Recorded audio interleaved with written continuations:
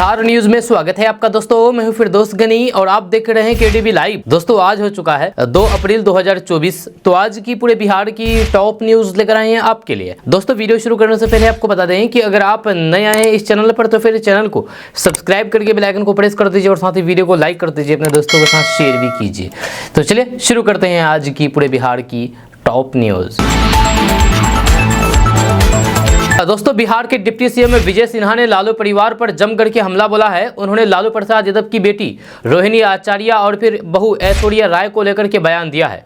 उन्होंने कहा है कि लालू यादव अपनी बड़ी बहू ऐश्वर्या राय को अपमानित करने का काम कर रहे हैं। अपनी बेटी रोहिणी को शक्ति देने के लिए लालू प्रसाद अपनी बहू ऐश्वर्या जो कि बेटी के समान है उसका अपमान कर रहे हैं। लालू परिवार ने तलाक दिलाने के लिए ऐश्वर्या राय को मजबूर कर दिया। जब धक्का मार करके ऐश्वर्या राय को पटना में राबड़ी आवाज से निकाला जा रहा था तब रोहिणी आचार्य चुप क्यों थी, तब क्यों नहीं ट्वीट कर रही थी। विजय सिन्हा ने कहा है कि ऐश्वर्या राय बहुत सम्मानित परिवार से हैं, जो सारण की रहने वाली है। उनके दादा दारोगा प्रसाद राय बिहार के मुख्यमंत्री रहे।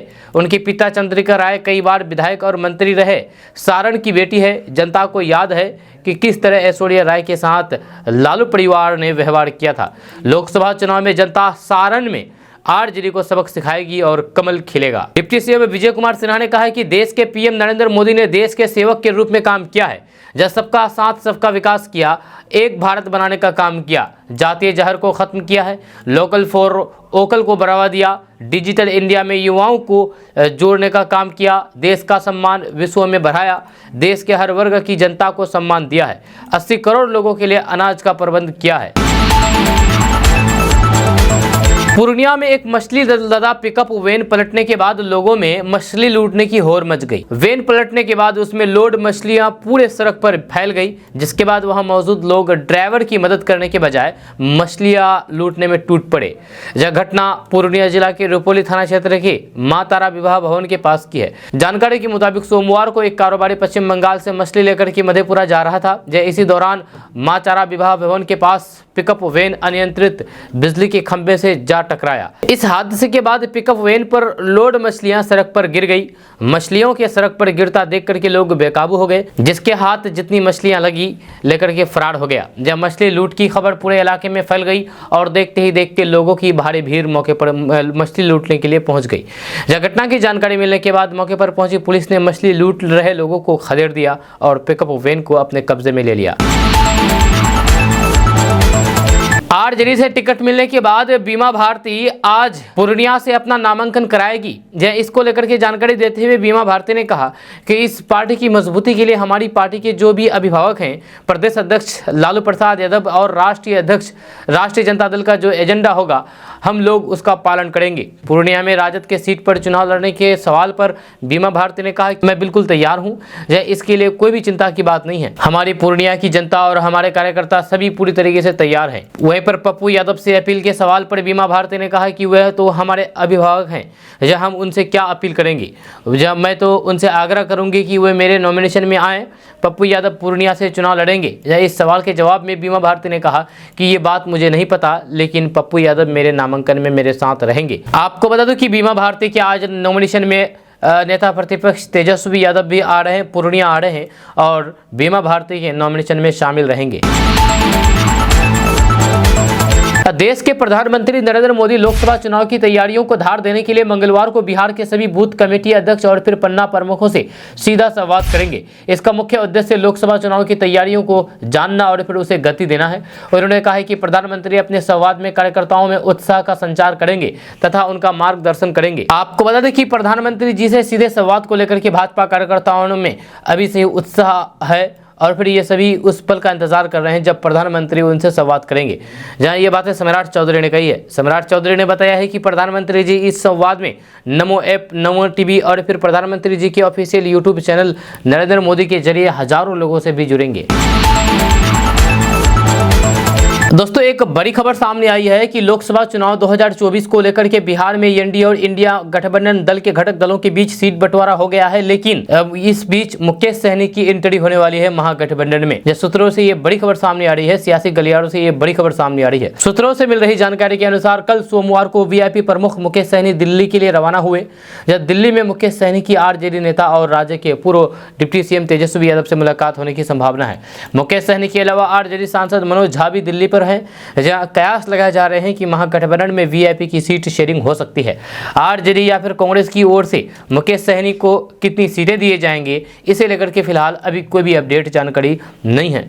आपको बता दूं कि महागठबंधन में हुए सीट शेयरिंग फॉर्मूले के अनुसार आरजेडी 26 और कांग्रेस 9 सीट पर चुनाव लड़ रही है। अभी इसी बीच मुकेश सहनी के महागठबंधन में एंट्री होने की संभावना है। अगर मुकेश सहनी की महागठबंधन में एंट्री हो जाती है तो फिर यहाँ पर आरजेडी को कम सीट मिलने की संभावना है, क्योंकि आरजेडी ही उन्हें एंट्री करा रहे हैं और आरजेडी अपने कोटे से सीट वीआईपी प्रमुख मुकेश सहनी को दे सकती है। दूसरे चरण में होने वाले लोकसभा चुनाव को लेकर के पूर्णिया लोकसभा सीट चर्चित हो गई है। जब यहां महागठबंधन के 2 घटक दलों के उम्मीदवार नामांकन के लिए तैयार हैं। महागठबंधन की सीट शेयरिंग में पूर्णिया सीट आरजेडी के खाते में आई है, जब उनसे जदयू छोड़कर के राजद में पहुंची बीमा भारती को टिकट भी दे दिया गया है। दूसरे घटक दल कांग्रेस के राजेश रंजन उर्फ पप्पू यादव भी यहाँ पार्टी का झंडा लेकर के नामांकन को अड़े हुए हैं। जहाँ उनका कहना है कि चाहे जो हो जाए, जब वे पूर्णिया सीट नहीं छोड़ेंगे, वे कांग्रेस का झंडा बैनर लेकर ही नामांकन को जाएंगे। जब पहले वे 2 अप्रैल को नामांकन करने वाले थे, लेकिन अब उनके नामांकन की तिथि बढ़कर के 4 अप्रैल हो गई है। जब पूर्णिया सीट के लिए 4 अप्रैल नामांकन दाखिल करने की अंतिम तिथि है। जहां आरजेडी की बीमा भारती 3 अप्रैल को नामांकन के लिए पर्चा दाखिल करेंगे। इधर कांग्रेस के प्रदेश नेतृत्व का कहना है कि यदि पप्पू यादव पूर्णिया से चुनाव लड़ना चाहते हैं तो फिर पार्टी उन पर अनुशासनात्मक कार्रवाई करेगी। बिहार के हाजीपुर से एक ऐसी खबर सामने आ रही है जहां गुरु और शिष्य का रिश्ता कलंकित हो गया है। जी हां, हाजीपुर के औद्योगिक थाना क्षेत्र के चौरसिया हाई स्कूल में गुरुजी पर ही छात्रा ने छेड़खानी का गंभीर आरोप लगा दिया, जिसके बाद बवाल मच गया। यह छात्रा के गंभीर आरोप के बाद विद्यार्थियों में नाराजगी देखी गई और उन्होंने जम करके हंगामा मचाया। जहाँ स्कूल में लगे बैनर पोस्टर को फाड़ डाला। आरोपी शिक्षक को छात्राओं ने पकड़ लिया और स्कूल के कार्यालय में आरोपी शिक्षक को बंद कर दिया है। जब बाद में इसकी सूचना छात्रों को पुलिस ने दी है। जब सूचना मिलने के बाद मौके पर पहुंची पुलिस ने आक्रोशित छात्राओं को समझा करके शांत कराने की कोशिश की, लेकिन छात्राओं में बेहद नाराजगी देखने को मिली। जब छात्रा लगातार आरोपी शिक्षक पर कार्रवाई की मांग कर रहे थे। जब छात्रों का आरोप है कि स्कूल में गणित के टीचर विकास कुमार सिंह पिछले 4-5 दिन से छात्राओं के साथ छेड़छाड़ कर रहे हैं, लिहाजा उससे अजीज होकर के छात्राओं ने शिक्षक के खिलाफ आवाज बुलंद की और बवाल मचाया। जब नाराज छात्रों ने आरोपी शिक्षक को स्कूल के कमरे में बंद कर दिया और फिर बर्खास्त करने की मांग की है। हालांकि बाद में मौके पर पहुंची पुलिस ने आरोपी शिक्षक को हिरासत में ले लिया है और फिर थाने लाकर के पूछताछ कर रही है। प्रधानमंत्री नरेंद्र मोदी बिहार आ रहे हैं। 4 अप्रैल को पीएम मोदी बिहार के जमुई में एक बड़ी रैली को संबोधित करेंगे। चुनावी बिगुल फूकेंगे यहाँ पर, जहाँ जमुई में लोकसभा चुनाव के पहले चरण में मतदान होगा। जहाँ भारतीय जनता पार्टी यानी कि भाजपा के गठबंधन सहयोगी दल लोक जनशक्ति पार्टी रामविलास के प्रमुख एवं जमुई से मौजूदा सांसद चिराग पासवान ने यह घोषणा की है। चिराग पासवान आगामी लोकसभा चुनाव लड़ने के लिए अपनी सीट बदल दी है और जमुई सीट अपने बहनोई अरुण भारती को दे दी है। चिराग पासवान ने एक्स पर एक पोस्ट करके कहा कि ये हमारे कार्यकर्ताओं के लिए बहुत गर्व की बात है कि प्रधानमंत्री नरेंद्र मोदी लोकसभा चुनाव के लिए सबसे पहले जमुई की धरती पर आ रहे हैं और यहां से चुनावी प्रचार शुरुआत करेंगे। जदयू प्रदेश अध्यक्ष उमेश कुशवाहा ने रविवार को दिल्ली के रामलीला मैदान में विपक्ष की रैली पर कटाक्ष करते हुए कहा कि एक भ्रष्टाचारी के संरक्षण में सारे भ्रष्टाचारी एकजुट हो गए हैं। जनता की गाड़ी कमाई लूटने वालों के खिलाफ कार्रवाई होने से देश का विपक्ष बौखलाया हुआ है, इसलिए एक भ्रष्टाचारी को बचाने में सारे भ्रष्टाचारी एक हो गए हैं। जदयू प्रदेश अध्यक्ष ने कहा कि हमारा स्पष्ट रूप से ये मानना है कि जिन लोगों ने भी जनता को लूटने का काम किया है उसके खिलाफ जांच एजेंसियों को कठोर कार्रवाई करनी चाहिए। भ्रष्टाचार के गंभीर आरोप में जेल में बंद अरविंद केजरीवाल अभी तक इस्तीफा नहीं दिया है। ये स्वस्थ लोकतंत्र के लिए सकारात्मक संकेत नहीं है। जब सत्ता के लालच में विपक्ष लोकतंत्र के मूल्यों को रौंद रहा है। जदयू प्रदेश अध्यक्ष उमेश कुशवाहा ने कहा कि रामलीला मैदान में विपक्ष की रैली में मंच पर बैठे ज्यादातर नेताओं पर भ्रष्टाचार के संगीन आरोप हैं। जब कई नेता जमानत पर बाहर घूम रहे हैं। सारे विपक्ष भ्रष्टाचार में डूबा हुआ है, इसलिए ये लोग भ्रष्टाचारी के समर्थन में उतर गए हैं। अब बिहार में लोकसभा की 40 सीटें हैं, इनमें सारण है जहां यानी कि छपरा, यहाँ कभी आरजेडी प्रमुख लालू प्रसाद यादव की मजबूत पकड़ थी। बीते 2 लोकसभा चुनाव में यहाँ भाजपा को जीत मिली है। इस बार के आम चुनाव में सारण हॉट सीट है, जब लालू यादव ने अपनी बेटी रोहिणी आचार्य को यहाँ से चुनावी मैदान में उतारा है, जब भाजपा ने राजीव प्रताप रूडी को टिकट दिया है। जब सारण में 5वें चरण में चुनाव होगा, 20 मई को यहाँ मतदान होने वाला है। 2019 के लोकसभा चुनाव में भाजपा उम्मीदवार राजीव प्रताप रूडी को यहाँ से 4,99,986 वोट से जीत मिली थी। वहीं पर आरजेडी उम्मीदवार चंद्रिका राय को 3,61,575 वोट मिले थे। भाजपा को 53% यहाँ पर वोट मिले थे। अब बिहार में सीट बंटवारे के बाद कांग्रेस ने उम्मीदवारों के नाम को अंतिम रूप देना शुरू कर दिया है। पार्टी अध्यक्ष मल्लिकार्जुन खड़गे की अध्यक्षता में रविवार को केंद्रीय चुनाव समिति की बैठक हुई। इसमें बिहार की सीट पर प्रत्याशियों के नाम पर चर्चा हुई। जब पार्टी बिहार में राजद और फिर लेफ्ट के साथ गठबंधन में चुनाव लड़ रही है, जब पार्टी के हिस्से में 9 सीट आई है। पार्टी के एक वरिष्ठ नेता ने कहा कि किशनगंज से मौजूदा सांसद मोहम्मद जावेद की उम्मीदवारी तय है। इसके साथ ही पार्टी कटिहार से वरिष्ठ नेता तारिक अनवर को अपना प्रत्याशी बना सकती है। वहीं पर पूर्णिया सीट से चुनाव लड़ने के लिए कांग्रेस नेता पप्पू यादव अडिग हैं। उन्होंने आरजेडी सुप्रीमो लालू प्रसाद से अपना मूड बदलने की गुहार लगा दी है। उन्होंने कहा कि महागठबंधन के हित में अपने निर्णय पर फिर से विचार करें। इस बीच पप्पू यादव ने अपने नामांकन का प्रोग्राम बदल दिया है। अब 4 अप्रैल को नॉमिनेशन दाखिल करने की बात कही है। पप्पू यादव ने इसका कारण भी बता दिया है।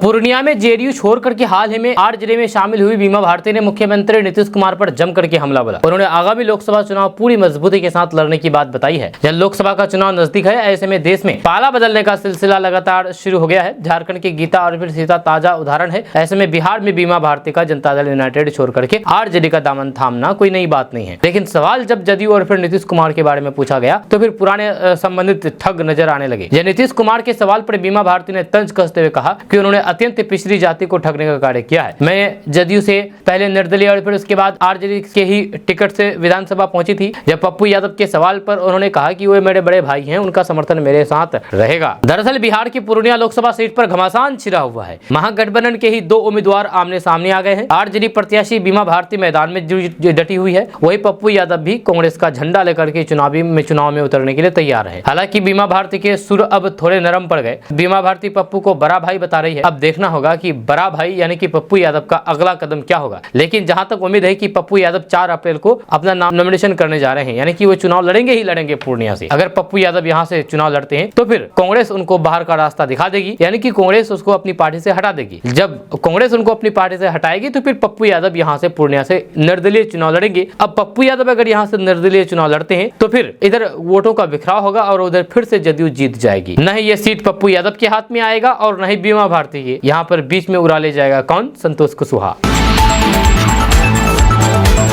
दोस्तों बिहार बोर्ड मैट्रिक का रिजल्ट 3-4 दिन पहले ही घोषित हो चुका है। अभी हम आपको बताएंगे कि जो मैट्रिक में टॉप किए हैं उनको क्या क्या मिलने वाला है। तो आपको बता दूं कि बिहार मैट्रिक परीक्षा रिजल्ट 2024 में टॉप करने वाले 3 स्टूडेंट को अब सरकार की ओर से हर साल की तरह प्राइज मनी मिलेगी। आपको बता दूं कि सरकार इन टॉपर्स को लैपटॉप और कैश प्राइज मनी देगी। जब पहले स्थान पर रहे शिवांकर को 1 लाख रुपए और फिर 1 लैपटॉप मिलेगा। हालांकि पिछले सरकार की ओर से किंडल ई बुक रीडर भी टॉपर को मिलना था, जो इस बार नहीं है। दूसरे स्थान पर रहने वाले 75,000 रुपए और 1 लाख रुपए 1 लैपटॉप मिलेगा। तीसरे स्थान हासिल करने वाले स्टूडेंट को 50,000 रुपए और 1 लैपटॉप मिलेगा। वहीं पर सरकार की ओर से इस साल कुछ नई घोषणा भी की गई है। आनंद किशोर ने प्रेस कॉन्फ्रेंस में बताया था कि टॉप 20 छात्रों को जेईई की मुफ्त कोचिंग मुहैया कराई जाएगी। साथ ही टॉप 10 छात्रों को तो फ्री हॉस्टल की भी सुविधा मिलेगी। इसके लिए सरकार जल्द ही प्रोसेस शुरू करेगी।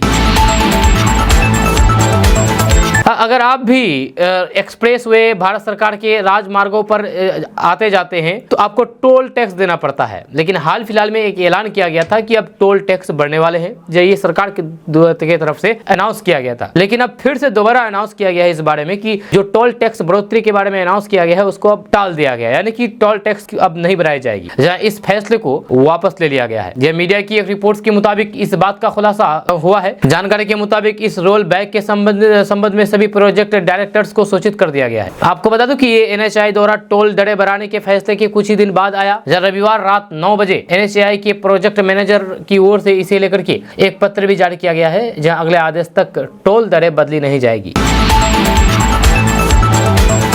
बड़ी खबर बिहार के जमुई से सामने आ रही है, जहां थाने में भीषण आग लग गई। जहां जमुई जिला के झाझा थाना परिसर में पुलिसकर्मी गिरे हुए सूखे पत्ते को इकट्ठा करके जला रहे थे, तभी तेज पछुआ हवा के कारण आग ने विकराल रूप धारण कर लिया और देखते देखते आग पूरे थाने परिसर में फैल गई। आग लगी कि इस घटना के बाद पूरे थाने में मौजूद पुलिसकर्मियों में अफरा तफरी मच गई और फिर आग पर काबू पाने की कोशिश शुरू की गई, लेकिन आग की लपटें इतनी तेज थी कि थाना परिसर में जब्त करके रखी गई कई गाड़ियां इसकी चपेट में आ गई और धो धो करके सब जलने लगे। पुलिस द्वारा घटना की जानकारी दिए जाने के बाद मौके पर अग्निशमन की छोटी गाड़ी पहुंची तो जरूर, लेकिन एन वक्त पर धोखा दे गई। दमकल की गाड़ी में तकनीकी खराबी आ गई, जिसके बाद फायर ब्रिगेड की कर्मी उसे दुरुस्त करने की कोशिश करने लगे। इस दौरान थाने परिसर में रखे कई गाड़ियां जल करके राख हो गई। बाद में किसी तरह से आग पर काबू पाया गया। आप अपने मोबाइल स्क्रीन पर जिस वीडियो को देख रहे हैं, रो रो करके जो बोल रहे हैं, ये कोई आम इंसान नहीं है, बल्कि अतिथि शिक्षक है, जिनको अब सरकार सेवा मुक्त कर दिया है, यानी कि इनको नौकरी से हटा दिया है। अब ये लोग बेबस हो गए हैं, मजबूर हो गए हैं कि आखिर हम लोग करें तो करें क्या। आपको बता दूं कि सरकार द्वारा इन शिक्षकों को हायर किया गया था अतिथि शिक्षक के तौर पर काम करने के लिए, या कुछ दिन तक इन लोगों से काम लिया, लेकिन जब इन लोगों से काम खत्म हो गया तो फिर उन लोगों को हटा दिया गया। इन लोगों का आरोप है, सीधा सीधा आरोप है, रो रो करके बोल रहे हैं कि आखिर हम लोगों का दोष क्या है, जहाँ हम लोगों की उम्र भी समाप्त हो रही है और हम लोग जाएंगे तो जाएंगे कहाँ। भूखे बच्चे मर रहे हैं, परिवार भूखा है, भूखे बच्चे मर जाएंगे, परिवार भूखे रहेंगे, आखिर हम लोग करेंगे तो करेंगे। अब कोई हम लोग का ऐसा एज नहीं बचा है जो कहीं पर जाकर के इंटरव्यू दे सके और कोई नौकरी पा सके। अब हम लोगों को तो सीधा मजदूरी करने के अलावा और कोई काम भी नहीं बचेगा। इन लोगों का सीधा सीधा आरोप है कि सरकार जो भी कदम उठाया है ये सरासर गलत है। हम लोगों को किसी तरह से एडजस्ट करके परमानेंट कर दिया जाता, कोई भी परीक्षा लेकर के हम लोग परीक्षा देने के लिए तैयार थे। हम लोग के अंदर वो हुनर है कि हम लोग परीक्षा पास कर जाएंगे, लेकिन हम लोगों से कोई भी परीक्षा नहीं लिया गया। ये लोग सीधे सीधे रो रो करके कह रहे हैं कि आखिर हम जाएंगे तो जाएंगे कहाँ, मेरा बच्चा जाएगा तो जाएगा कहाँ। आपको बता दें कि पूरे बिहार में हजारों अतिथि शिक्षकों को बेरोजगार कर दिया गया है। जो अतिथि शिक्षक कल तक बच्चों की जिंदगी संवार रहे थे, अब खुद की जिंदगी बर्बाद हो रहे हैं। और तो ये लोग अब रोड पर आ गए हैं और रोड पर आकर के हंगामा करने लगे हैं, सड़क पर आकर के नारेबाजी प्रदर्शन करने लगे हैं सरकार के खिलाफ और कह रहे हैं कि आखिर हमें न्याय दो, हमें हमारे साथ अन्याय क्यों हो रहा है। आपको बता दूं कि ये जो अतिथि शिक्षक थे, इन लोगों ने ही बच्चों की जिंदगी को आज तक संवारे हैं। जी हाँ, जब से ये लोग बहाली हुए हैं, लेकिन आज इन लोगों को अपने पद से मुक्त कर दिया जा रहा है। AIMIM ने पप्पू यादव को बड़ा ऑफर दिया है। जी हाँ, आपको बता दूं कि AIMIM के प्रवक्ता आदिल हसन आजाद ने पप्पू यादव को ऑफर दिया है कि अगर पप्पू यादव AIMIM में शामिल होना चाहते हैं तो उनका स्वागत है। उन्होंने कहा है कि पप्पू यादव अगर कांग्रेस छोड़ करके AIMIM का दामन थामना चाहेंगे तो वे AIMIM से पूर्णिया लोकसभा सीट से चुनाव लड़ सकते हैं। जहाँ आदिल हसन आजाद यहीं पर नहीं रुके, उन्होंने आगे कहा कि AIMIM की मुकेश सहनी से भी बातचीत चल रही है और बहुजन समाजवादी पार्टी से भी बातचीत चल रही है, यानी कि इन दोनों पार्टी से भी गठबंधन हो सकता है। और साथ ही साथ ये भी कह दिया है कि अगर पप्पू यादव कांग्रेस छोड़ना चाहते हैं और AIMIM ज्वाइन करना चाहते हैं तो उसका स्वागत है, हम उनका स्वागत करेंगे। आपको बता दूं कि सीमांचल की कटिहार सहित सभी 4 सीटों तथा बिहार की 15 सीटों पर असदुद्दीन ओवैसी की पार्टी AIMIM चुनाव लड़ेगी। कटिहार में 42% मुस्लिम वोट बैंक पर असदुद्दीन ओवैसी की पूरी नजर है। कटिहार सीट से AIMIM ने बलरामपुर के रहने वाले आदिल हसन आजाद को प्रत्याशी तक घोषित कर दिया है। पार्टी के राष्ट्रीय प्रवक्ता सह युवा प्रकोष्ठ के प्रदेश अध्यक्ष आदिल हसन आजाद ने कहा कि कटिहार शहरी क्षेत्र में संगठनिक ढांचा उतना मजबूत नहीं है। बलरामपुर विधानसभा क्षेत्र में पार्टी की अपनी साख है। आपको बता दें कि बलरामपुर में मुस्लिम वोटरों की संख्या संसदीय क्षेत्र में सबसे अधिक है। उन्होंने कहा कि कटिहार सहित मधुबनी, पाटलिपुत्र, भागलपुर, काराकाट, बक्सर, शिवहर, दरभंगा, जहानाबाद, गोपालगंज, मुजफ्फरपुर और औरंगाबाद सीट पर प्रत्याशी उतारेगी। सीमांचल की 4 सीटों पर AIMIM के चुनाव लड़ने से मुस्लिम वोट बैंक में सेंधमारी की कोशिश भी होगी। आपको बता दें कि सीमांचल में किशनगंज के बाद कटिहार सीट पर मुस्लिम वोटरों की संख्या सबसे अधिक है। जब किशनगंज में 65% से अधिक तो कटिहार में करीब 43% मुस्लिम वोटर हैं। पार्टी के राष्ट्रीय प्रवक्ता ने कहा है कि पप्पू यादव यदि कांग्रेस का साथ छोड़ते हैं तो फिर पार्टी उसके साथ मिलकर के चुनाव लड़ने को तैयार है। मुकेश सहनी की VIP पार्टी और फिर बहुजन समाजवादी पार्टी से भी यानी कि BSP से भी गठबंधन को लेकर के बातचीत का दौर चलने की बात आदिल हसन आजाद ने कही है। उन्होंने कहा है कि अगले 1-2 दिनों में बात नहीं बनने पर पार्टी अकेले दम पर चुनाव लड़ेगी। आपको बता दो कि AIMIM का किशनगंज छोड़कर छोड़कर के कहीं भी सांगठनिक ढांचा नहीं है। जहाँ किशनगंज में AIMIM की काफी ज्यादा पकड़ है। जहाँ किशनगंज में हालांकि अभी तीन कोणीय मुकाबला देखने को मिलेगा, जहाँ एक तरफ NDA से मास्टर मुजाहिद आलम और महागठबंधन इंडिया महागठबंधन से डॉक्टर जावेद आजाद। आपको बता दें कि AIMIM की किशनगंज में पकड़ इस कदर मजबूत है कि लास्ट विधानसभा चुनाव साल 2020 के चुनाव में विधानसभा चुनाव में AIMIM यहां से 5 सीटें जीत करके इतिहास रचा था। जहां हालांकि AIMIM भी इस बार दावा कर रही है कि किशनगंज लोकसभा सीट उनकी खाते में जाएगी, क्योंकि AIMIM की यहां पर बिल्कुल जड़ से मजबूत है। AIMIM की पकड़ बच्चों से लेकर के बूढ़ों तक है, इसलिए हर वर्ग का वोट हमें जरूर मिलेगा और यहाँ पर NDA और महागठबंधन की जमानत जब्त हो जाएगी। हालांकि आपको बता दूं कि NDA से मास्टर मुजाहिद आलम है, उनका वोट बैंक भी अच्छा खासा माना जाता है, लेकिन जब से JDU पार्टी BJP के साथ गए हैं तब से यहाँ के उनके कोर वोट जो उनका अपना खास वोट है वो भी मास्टर मुजाहिद का साथ छोड़ दे रहे हैं, क्योंकि इन लोगों का साफ साफ कहना है कि हमें BJP को किसी हालत में अपने किशनगंज में नहीं लाना है, क्योंकि किशनगंज की जनता शुरू से ही BJP को नकारती रही है और आज तक नकारती रहेगी। इसलिए यहाँ पर BJP का खाता नहीं खुलेगा और यहाँ पर हम किसी का भी साथ नहीं देंगे, चाहे BJP से कोई भी आ जाए। आपको बता दें कि मास्टर मुजाहिद का पकड़ काफी मजबूत माना जाता है किशनगंज में, लेकिन लोग अगर अपनी भावनाओं तक के तहत जाएंगे तो फिर मास्टर मुजाहिद को किशनगंज में वोट नहीं मिलने वाला है। आपको बता दूं कि AIMIM का किशनगंज छोड़कर के कहीं भी संगठन ढांचा नहीं है। जब कटिहार की बात करें तो पार्टी द्वारा जिला स्तर पर कार्यकारी अध्यक्ष और फिर नगर अध्यक्ष सहित कार्यकारिणी समिति होने की बात कही जाती है, लेकिन कहीं भी पार्टी का कार्यालय या फिर किसी तरीके का कार्यक्रम जिला स्तर पर नहीं हुआ है।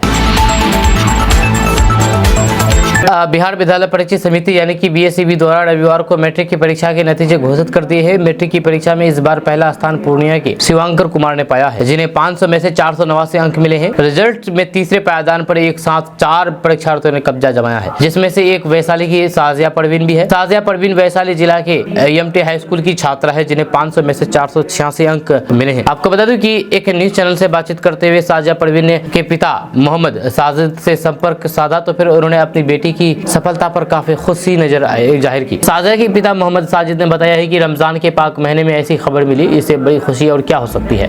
साजिया के पिता भी खुद एक शिक्षक है। उन्होंने बताया है कि मुझे विद्यालय में ही बेटी की सफलता के बारे में जानकारी मिली और मैं नतीजों को लाइव देख रहा था। खास बात यह है कि जिस विद्यालय से साजिया ने पढ़ाई की है उसी विद्यालय में उसके पिता शिक्षक हैं। जब वैशाली जिला के स्कूल में कार्यरत साजिया के पिता ने बताया है कि मेरी बेटी घर से ही पढ़ाई की और मेरे साथ ही विद्यालय आती थी। 4 संतानों में सबसे बड़ी साजिया जब परीक्षा देकर के लौटी थी तो फिर उसे यकीन था कि नंबर काफी अच्छे आएंगे। साजिया के पिता ने बताया है कि रमजान के मौके पर इतनी बड़ी खुशी मिली है, इसका अंदाजा नहीं था। उन्होंने बताया था कि जब साजिया की परीक्षा खत्म हुई तो फिर मैंने बताया था कि उसे 475 के आसपास अंक मिलेंगे, लेकिन जब रिजल्ट आया तो फिर उससे कहीं बेहतर नंबर मिले हैं। आपको बता दूं कि साजिया के अभिभावक यानी कि माता पिता दोनों सरकारी स्कूल में शिक्षक हैं। जैसे साजिया की माँ सरबड़ी की बेगम भी वैशाली जिला के एक विद्यालय में शिक्षिका है। साजिया के पिता जहां मैथ के टीचर है तो फिर उन्होंने घर में ही उसकी पढ़ाई कराई है। साजिया के पिता ने कहा कि मैं 2013 में नियोजित शिक्षक के रूप में नौकरी पाया। के पाठक के आने के बाद से शिक्षा व्यवस्था में काफी सुधार है और फिर यही कारण है कि छोटे शहरों की मेधावी अब चमक रही है।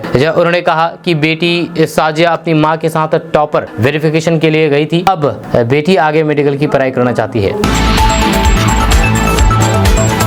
1 अप्रैल आम जनता के लिए महंगाई से राहत लेकर के आया है। जी हां, सरकार की ओर से कमर्शियल LPG सिलेंडर के दाम में कटौती की गई है। नई कटौती के बाद 19 किलोग्राम LPG सिलेंडर के दाम राष्ट्रीय राजधानी दिल्ली में 30 रुपए, मुंबई में 31 रुपए, चेन्नई में 32 रुपए और कोलकाता में 32 रुपए कम हुए। वहीं पर बिहार में भी 32 रुपए कम हुए। आपको बता दें कि सरकार की ओर से हर महीने की शुरुआत में समीक्षा के बाद गैस सिलेंडर के नए दाम जारी करते हैं। पेट्रोल डीजल भी नए दाम हर महीने जारी करते हैं। आपको बता दो कि ये कटौती केवल कमर्शियल LPG सिलेंडर के लिए है, जहां सरकार की ओर से घरेलू LPG सिलेंडर की कीमतों में किसी भी प्रकार की कोई भी बदलाव नहीं किया। जहां दिल्ली, मुंबई, चेन्नई और फिर कोलकाता के साथ देश के अन्य छोटे और फिर बड़े शहरों में घरेलू LPG सिलेंडर के दाम जस के तस बने हुए हैं। हाल ही में TV9 भारतवर्ष ने पूर्णिया लोकसभा सीट को लेकर के सर्वे किया था और उसमें जो नतीजा सामने आया है हैरान कर देने वाला है। आपको बता दें कि इस सर्वे में NDA के खाते में सीट जाती हुई दिख रही है। आपको बता दें कि कांग्रेस में शामिल होने से पहले पप्पू यादव कहते आ रहे थे कि वे सिर्फ पूर्णिया सीट से चुनाव लड़ेंगे, वरना नहीं लड़ेंगे। ऐसे में सवाल उठता है कि पप्पू यादव अब क्या करेंगे। जैसे सियासी गलियारों में चर्चा है कि पूर्णिया सीट पर फ्रेंडली फाइट देखने को मिल सकती है। हालांकि अगर पप्पू यादव फ्रेंडली फाइट के लिए मैदान में उतरते हैं तो वो भी वोटों का कुछ न कुछ तो ध्रुवीकरण होगा, जो शायद लालू प्रसाद यादव और तेजस्वी यादव की कभी भी नहीं चाहेंगे। जब पप्पू यादव ने 3 बार पूर्णिया लोकसभा सीट से जीत हासिल की है, इसके अलावा वह 2 बार मधेपुरा सीट से भी सांसद निर्वाचित हुए हैं। वहीं पर सुपौल सीट से पप्पू यादव की पत्नी रंजीता रंजन सांसद रह चुकी है। हालांकि वर्तमान में वे कांग्रेस के कोटे से राज्यसभा सांसद हैं। आपको बता दूं कि यहाँ पर TV9 भारतवर्ष ने एक सर्वे किया था और बताया था कि अगर लोकसभा चुनाव अगर आज होते हैं तो फिर यहाँ पर एनडीए के खाते में ये सीट जाएगी या फिर महागठबंधन इंडिया महागठबंधन के खाते में। तो यहाँ पर ज्यादातर लोगों ने एनडीए के खाते में ये सीट जाने के लिए बात कही है। वहीं पर महागठबंधन को नुकसान होता दिख रहा है। ऊपर से अगर पप्पू यादव भी चुनाव लड़ जाते हैं तो फिर और ज्यादा नुकसान होगा। तो ये तो श्योरली बात है कि यहाँ पर एनडीए ही निकलेंगी। आपका इसके बारे में क्या कहना है, नीचे कमेंट बॉक्स में कमेंट करके जरूर बताइएगा। अब बिहार में अप्रैल का महीना सिर्फ गर्मी का एहसास कराने वाला महीना अब नहीं रहा। जब पिछले 4 साल से आंकड़े बताते हैं कि अप्रैल अब झुलसा देने वाली गर्मी के महीने में तब्दील हो चुका है। जहाँ उदाहरण के लिए साल 2020 और फिर इससे पहले के सालों में 40 डिग्री सेल्सियस या फिर इससे अधिक तापमान अपवाद रूप से केवल गया का ही जाता था। लेकिन पिछले 3 सालों में 40 डिग्री सेल्सियस की बात छोड़ ही दे, इस महीने में ही हीट वेव यानी कि लू की स्थिति बन चुकी है। जब बिहार के प्रमुख 4 शहरों पटना, गया, भागलपुर और पूर्णिया के पारे में औसतन 2 से 5 डिग्री सेल्सियस का इजाफा हुआ है। आपको बता दें कि मौसम विभाग की ओर से अप्रैल 2020 में पटना, भागलपुर और पूर्णिया में उच्चतम तापमान 40 डिग्री सेल्सियस से नीचे ही रहने का ट्रेंड रहा है। केवल गया में इस साल अप्रैल में गया की 2 दिन में 17 और 19 अप्रैल को क्रमशः 40.2 और फिर 40 डिग्री सेल्सियस उच्चतम तापमान पहुंचा। साल 2021 में 28 अप्रैल को पटना और फिर गया में 24 अप्रैल को उच्चतम तापमान 42 डिग्री और भागलपुर में 28 अप्रैल को 42.6 डिग्री रिकॉर्ड किया गया। इस साल अप्रैल में पूर्णिया में पारा 40 से नीचे रहा। साल 2022 अप्रैल में पटना का सबसे अधिक तापमान 26 अप्रैल को 43 डिग्री सेल्सियस, गया में 27 अप्रैल को 43.5 डिग्री, भागलपुर में 25 अप्रैल को 42 डिग्री और फिर पूर्णिया में 40 डिग्री से नीचे रहने के लक्ष्य रेखा लांग करके उच्चतम पारा 40.6 डिग्री सेल्सियस दर्ज किया गया। साल 2023 अप्रैल का सर्वाधिक उच्चतम तापमान पटना 18 अप्रैल को 44, गया में इसी दिन 43.5, भागलपुर में 42.7 और पूर्णिया में 18 अप्रैल को ही 41.4 डिग्री सेल्सियस रहा। ये तापमान सभी शहरों का एक माह के लिए चरम पर था। बात साफ है कि सामान्य तौर पर बिहार में 40 डिग्री या फिर उससे अधिक तापमान अप्रैल के अंतिम सप्ताह के उत्तरार्ध में पहुंचता था। 12 से 14 अप्रैल तक पहुंच जाता है। जहाँ इस बार राज्य में 40 डिग्री सेल्सियस पारा अप्रैल के पहले हफ्ते में पहुंचने की आशंका है। आंकड़े बताते हैं कि अभी तक अप्रैल में झुलसा देने वाली गर्मी के क्लब में दक्षिण बिहार ही था। जब पिछले 4 साल का ट्रेंड बताता है कि इस तरह की गर्मी उत्तरी बिहार में परेशानी है। आप अपने मोबाइल स्क्रीन पर जिस तस्वीर को देख रहे हैं, टोपी पहने हुए और रोजा खोलते हुए, ये कोई मुस्लिम व्यक्ति नहीं है बल्कि ये हिंदू है। ये सालों से हर साल रमजान के महीने में रोजे रखते हैं। जी हाँ, एक हिंदू होने के बाद भी। आपको बता दूं कि सांप्रदायिक सौहार्द का मिसाल बिहार के गया में देखने को मिलती है। जब मुस्लिम धर्म के पवित्र त्योहार रमजान का महीना चल रहा है, रमजान के महीने में मुस्लिम समुदाय के लोग रोजा रखते हैं, तो फिर वहीं पर बिहार का एक हिंदू युवक भी पिछले 9 साल से रोजा रख रहे हैं। जहाँ शाम में अपने मुस्लिम दोस्तों के साथ बैठ कर के रोजा तोड़ता है। गया के अमरदीप कुमार सिन्हा पिछले 9 सालों से रोजा रखते हैं और फिर अपने मुस्लिम दोस्तों के साथ शाम में इफ्तार भी करते हैं। जहां अमरदीप बिहार के गया के बंगला स्थान रामधनपुर के रहने वाले हैं। जहां सुबह में शहरी के साथ ही दिन की शुरुआत होती है और उसी के साथ पूरा दिन गुजरते हैं। जहां शाम में अपने मुस्लिम दोस्तों के साथ इफ्तार में रोजा भी तोड़ते हैं। अमरदीप ने बताया है कि 2015 के दौरान मुझे बिजनेस में बहुत घाटा हुआ। मेरी आर्थिक स्थिति बहुत खराब हो गई थी। तब मुस्लिम दोस्तों ने कहा था कि रमजान में 1 महीने रोजा रख दीजिए, रख करके देखिए सब ठीक हो जाएगा। तब उसने रमजान में रोजा रखा और फिर भगवान की कृपा से मेरे घर में दोबारा खुशियां लौटी। इसके बाद से 9 साल से रोजा रखते आ रहे हैं और जब तक जिंदा हूँ रोजा रखता रहूंगा। मेरी नजर में सभी धर्म एक हैं। मेरे घर के सदस्य इफ्तार का खाना तैयार करते हैं। मेरे मुस्लिम दोस्त उसमें शामिल होते हैं। जब वे नवरात्र के दिनों में पूरी आस्था से दुर्गा की पूजा भी करते हैं। इस दौरान तमाम नियमों का पालन करते हैं। अमरदीप का कहना है कि रोजा रखने के बाद मन जो स्थिर रहता है वह शांत हो जाता है। दुख कहाँ से आया पता नहीं चलता है। जब बिगड़े काम बन जाते हैं। मैं सभी धर्मों की इबादत करता हूं और देश दुनिया सबका भला हो इसकी कामना करता हूं। वहीं पर अमरदीप के दोस्त सज्जाद अंसारी ने बताया है कि हर किसी की सोच अलग अलग होती है। अमरदीप बहुत ही अलग ख्याल रखते हैं। हम उनका और फिर उनकी सोच का सम्मान करते हैं। उन्होंने इफ्तार की दावत में हमें बुलाया था। हम छठ और फिर अन्य हिंदू त्योहार में भी शामिल होते हैं। दोस्तों बिहार के प्रवासी मजदूरों के लिए एक बड़ी खबर सामने आ रही है। ताजा रिपोर्ट के मुताबिक बिहार सरकार बिहार के प्रवासी मजदूरों को 2 लाख रुपए तक का अनुदान देगी। इसको लेकर के सरकार के द्वारा दिशा निर्देश जारी कर दिया गया है। खबर के अनुसार अगर कोई भी व्यक्ति काम करने के लिए बिहार से बाहर जाता है और किसी भी प्रकार की दुर्घटना होने पर वह शारीरिक रूप से अपंग हो जाता है या फिर उसकी मौत हो जाती है तो फिर वह इस स्थिति में सरकार के द्वारा अनुदान दिया जाएगा। आपको बता दें कि प्रवासी मजदूरों को आंशिक रूप से अपंग होने की स्थिति में सरकार के द्वारा 50,000 रुपए की राशि दी जाएगी, जबकि अस्थायी रूप से अपंग होने की स्थिति में 10,000 रुपए की राशि मिलेगी। वहीं पर व्यक्ति की मृत्यु होने पर उनके परिवार को 2 लाख रुपए मिलेगा। अब आप सोच रहे होंगे कि इसके लिए आवेदन कैसे करें, तो आपको बता दूं कि प्रवासी मजदूर या फिर उनके परिवार अनुदान का लाभ लेने के लिए आधिकारिक वेबसाइट www.serviceonline.bihar.gov.in पर जाकर के ऑनलाइन के द्वारा आवेदन कर सकते हैं और इसको लेकर के दिशा निर्देश दिए गए हैं उसका आप पालन कर सकते हैं।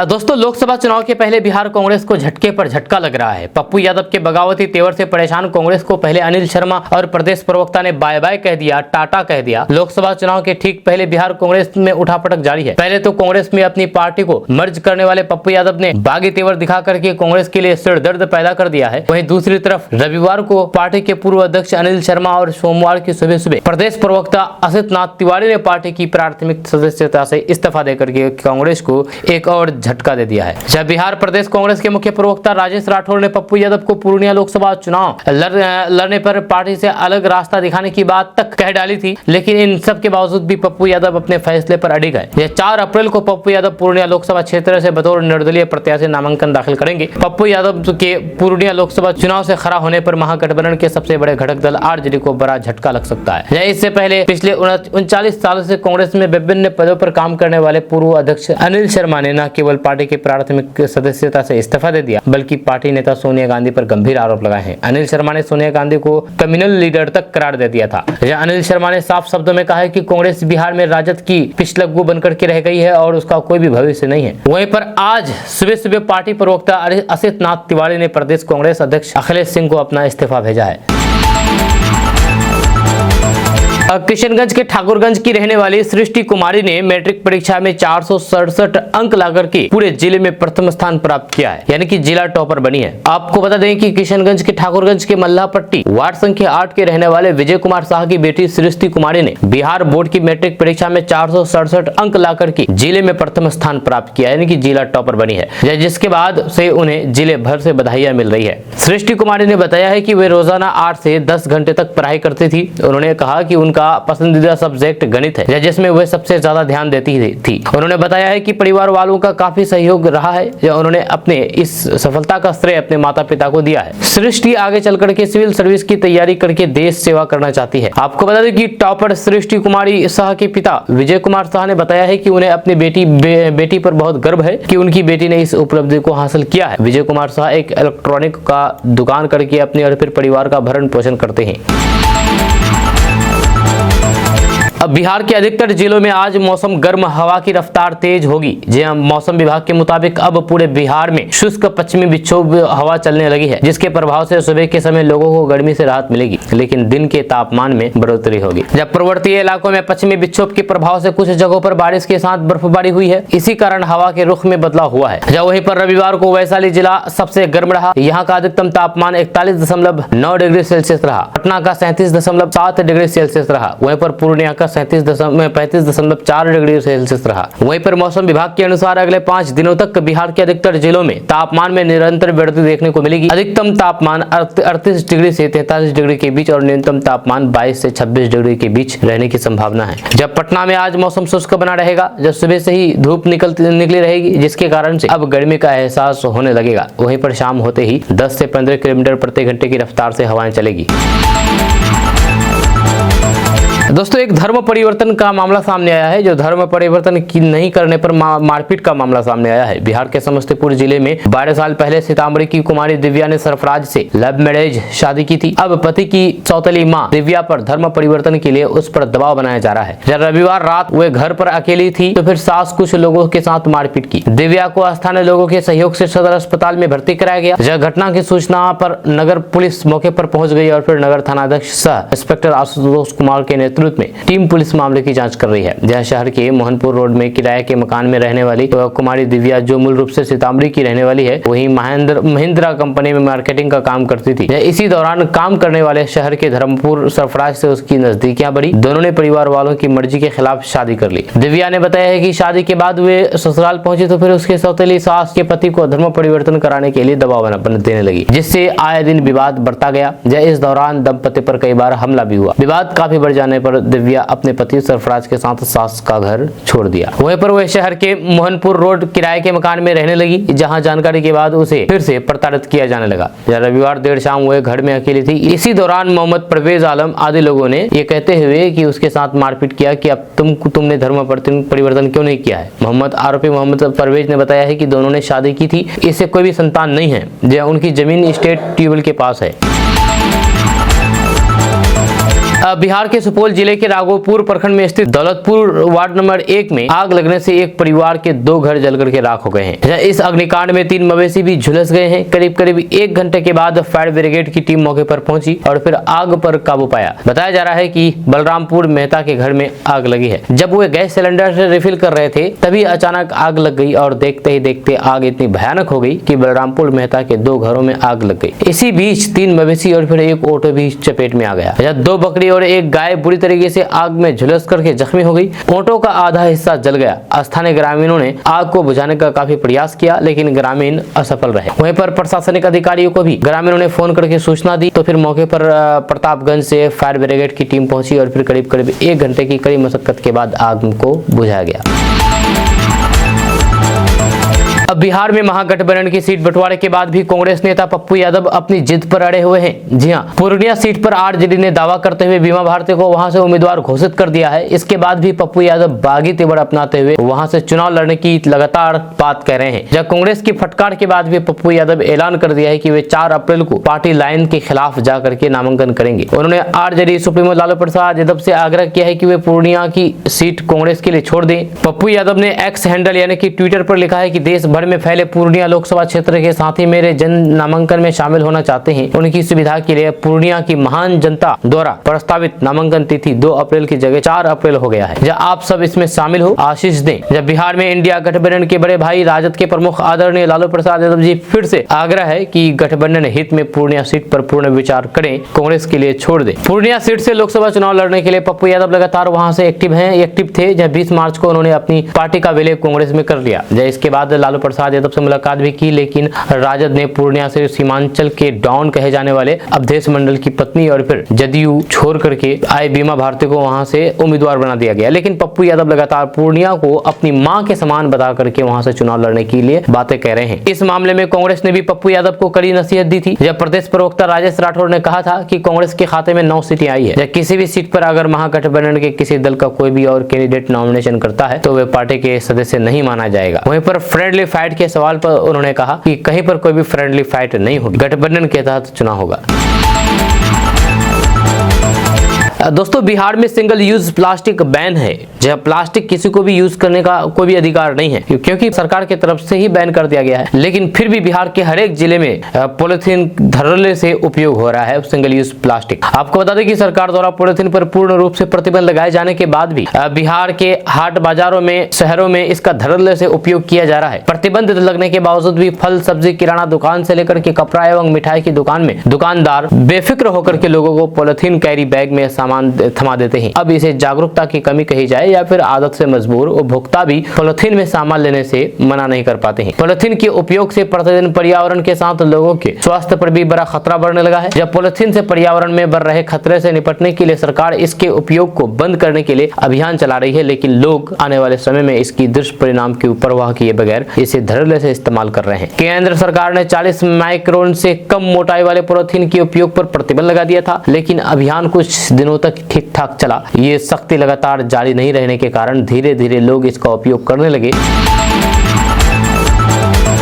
अब पूर्णिया से राजद प्रत्याशी बीमा भारती 3 अप्रैल को नॉमिनेशन करेंगी। जी हां, बीमा भारती के नॉमिनेशन में नेता प्रतिपक्ष तेजस्वी यादव समेत कई बड़े नेता शामिल होंगे। नॉमिनेशन के बाद रणभूमि मैदान में जनसभा होगी, जहां नेता प्रतिपक्ष तेजस्वी यादव समेत कई बड़े नेता हुंकार भरेंगे। नॉमिनेशन से पहले बीमा भारती कांग्रेस कार्यालय गोकुल कृष्ण आश्रम पहुंची, जहां महागठबंधन के घटक दलों के कार्यकर्ताओं और फिर नेताओं के साथ अहम बैठक में राजद प्रत्याशी बीमा भारती, कांग्रेस जिलाध्यक्ष छोटू सिंह और फिर कई सारे नेता मौजूद रहे। बीमा भारती 3 अप्रैल को नॉमिनेशन करेगी। जब प्रेस कॉन्फ्रेंस को संबोधित करते हुए राजद प्रत्याशी बीमा भारती ने इस बात का ऐलान किया है, जहां उन्होंने कहा कि राजद सुप्रीमो लालू प्रसाद यादव और तेजस्वी यादव ने राजद का प्रत्याशी बना करके अपना आशीर्वाद दिया है। किसी भी भ्रम में रहने की जरूरत नहीं है। उनके साथ महागठबंधन के घटक दलों के हर एक कार्यकर्ता और फिर नेता है। जनता के आशीर्वाद उनके साथ है।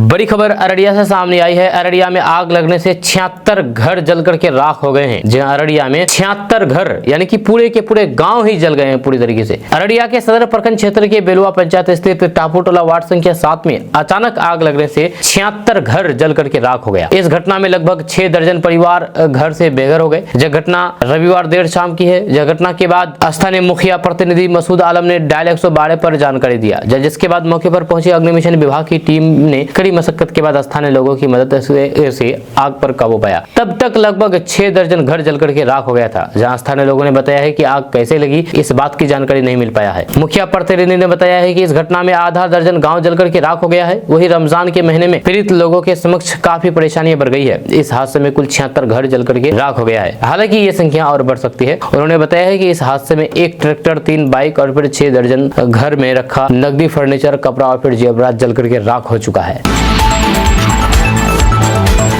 कटिहार के सांसद दुलाल चंद्र गोस्वामी इस बार भी एनडीए के प्रत्याशी के रूप में कटिहार के चुनावी मैदान में हैं। ऑटो चला करके प्रचार अभियान की शुरुआत कर रहे हैं। शहीद चौक से मिचोई बारी के बीच उन्होंने खुद ऑटो पर पैसेंजर को बैठाया और पैसेंजरों ने उन्हें किराया भी दिया। दरअसल कटिहार लोकसभा क्षेत्र में लोग उन्हें ऑटो वाले सांसद के नाम से भी जानते हैं। सांसद दुलाल चंद्र गोस्वामी की माने तो वो बेहद साधारण परिवार से आते हैं। 1987 में जब BA पार्ट 1 के छात्र थे, तब बाढ़ के कारण सब कुछ तबाह और बर्बाद हो जाने के बाद आगे की पढ़ाई जारी रखने के लिए वे पटना की सड़कों पर लगभग 1 साल ऑटो चलाने का काम कर चुके हैं। इसीलिए जो लोग उन्हें पुराने दिनों से जानते हैं, वे आज भी उन्हें ऑटो वाले सांसद कहते हैं। दुलाल चंद्र गोस्वामी कहते हैं कि ऑटो चालक से लेकर के सांसद बनने की ये कहानी उनको अपने आप में प्रेरित करती है। इसीलिए ऑटो वाला सांसद किसी के कहने पर कोई भी गुरेज नहीं है। वे कहते हैं कि जब देश के प्रधानमंत्री अपने आप को चाय वाला कह करके गौरवित महसूस करते हैं, तो फिर उन्हें ऑटो वाले सांसद कहने से नाराजगी कैसे हो सकती है। या जो लोग उनके अतीत को नहीं जानते हैं, वे ऑटो चला रहे हैं सांसद दुलाल चंद्र गोस्वामी के इस रूप को देख करके आश्चर्यचकित रहे।